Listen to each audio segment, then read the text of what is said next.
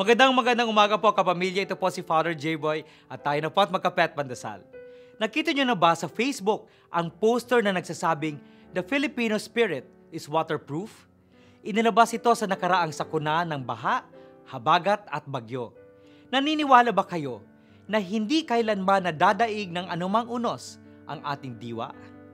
Subukan nating balikan ang mga matitinding batahin na dinala o dinadala natin sa buhay. Hindi lamang natural na kalamidad ang hinaharap natin taon-taon. Sa bayan ng Albay, kasama sa buhay namin ang peligro ng Bulkang Mayon. Ngunit sa gitna ng kung ano-anong pagsubok, nakakayanan pa rin nating umiti at pagtawanan na lamang ang ating sitwasyon. Sa kasuluk-sulukan ng ating diwa ang tindi ng pag-asa.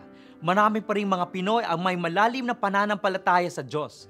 At dahil dito, laging mulat ang Pinoy sa katotohanang sasaluhin at ililigtas tayo hindi lamang ng kapwa Pilipino, kundi ng poong may kapal.